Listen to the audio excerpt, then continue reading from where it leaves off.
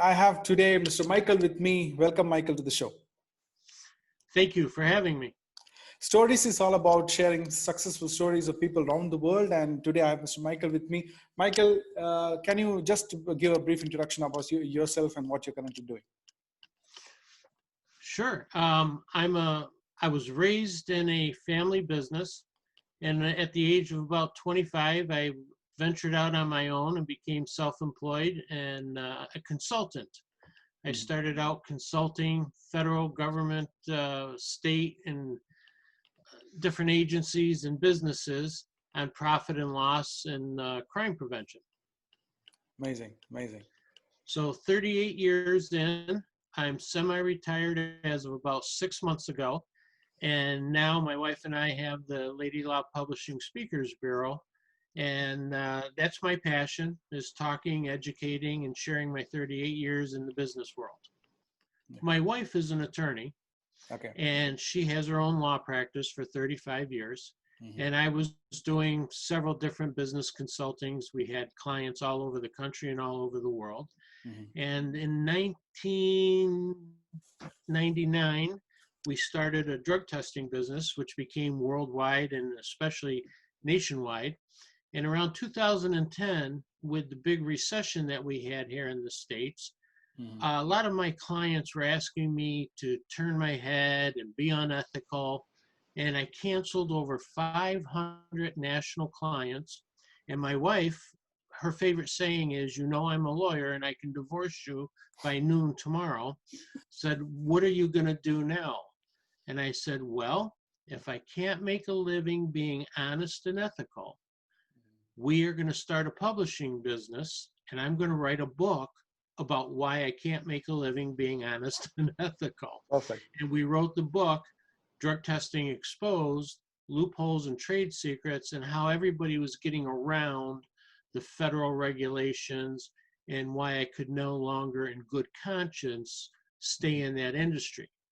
Mm-hmm. I thought I would blackball myself, but instead, when the book came out, people were calling me from all over the country saying, "Oh my goodness, we didn't know there was anybody honest. Would you like to do our work?"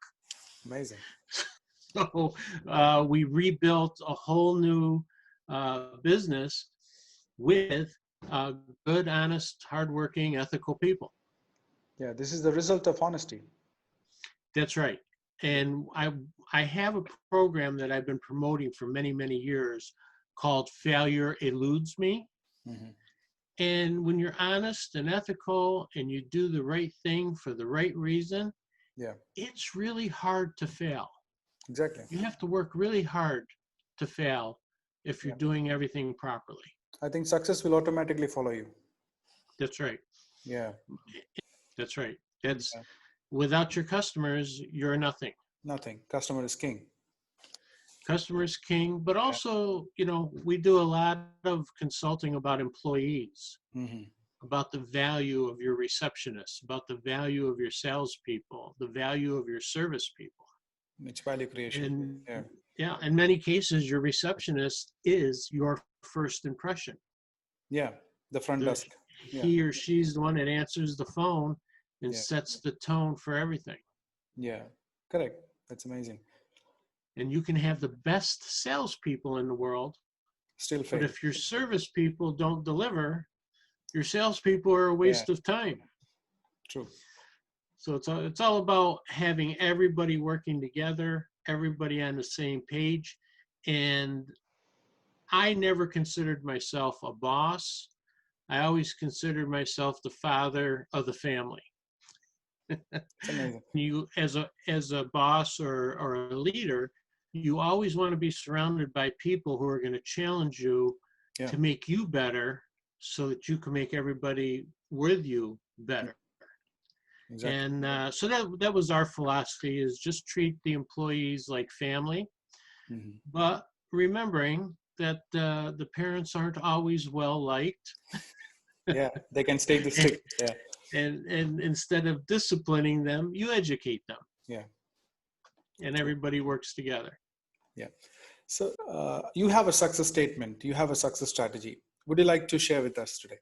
Well, actually, the success, there are theory is very simple.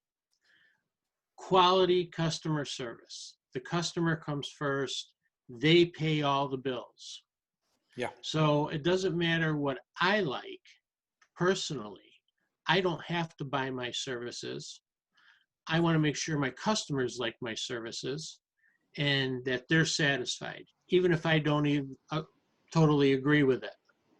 Yeah. So that's really, success on a business card. Very simple.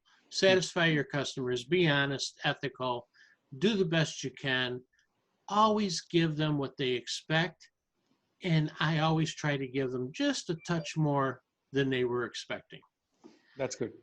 We save tens of thousands of dollars. My wife and I have never really had a marketing budget because we've had satisfied customers who are very happy to market for us and share word of mouth. Amazing. That's good. Going ahead, yeah, I heard about your tough moments, especially when people came back to you to go unethical, but you stood there firm. But among that, what was the toughest moment and how did you overcome it? Well, the toughest moments were my health. I was diagnosed with diabetes 26 years ago. Oh. I took several medicines that had very bad side effects. So dealing with my health was really the only tough part of business. But I was very lucky that I set up my business early on with very good subcontractors. Okay. When I ended up in the hospital, I had a subcontractor who would travel 130 miles to come and satisfy my clients while I was in the hospital. When I was in the hospital for 7 days, nobody knew it because I had everything covered and I surrounded myself with good, honest, hardworking people who didn't take advantage. They were there when I needed them, and I was there when they needed me.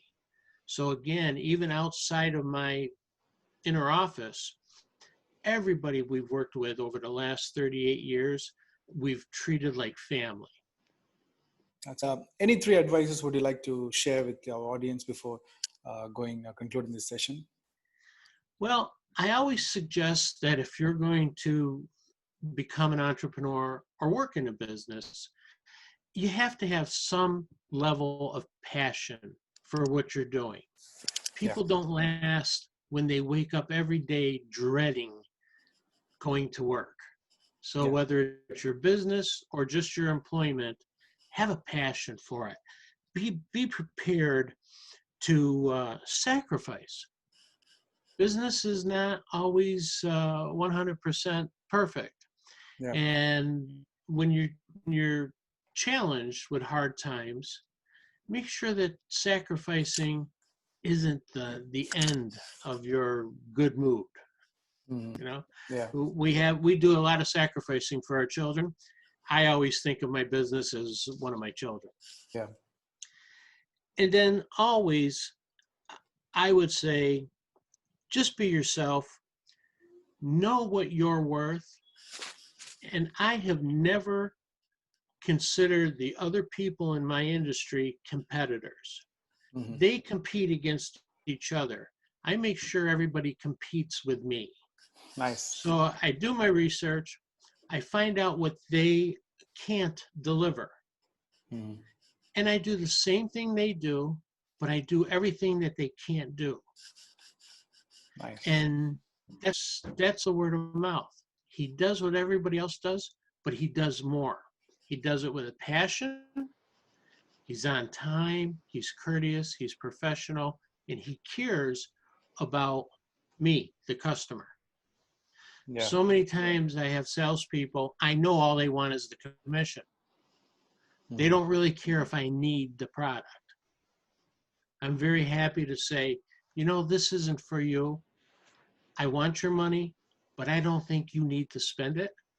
And I don't need it that bad to mislead you. Compete with yourself. Be better than you were yesterday. Yeah, that's a good takeaway. In fact, people who can start their businesses, who are looking to have a switch in their career, they have to watch this episode and not miss it, because this is such a great takeaway. Thank you so much, Michael,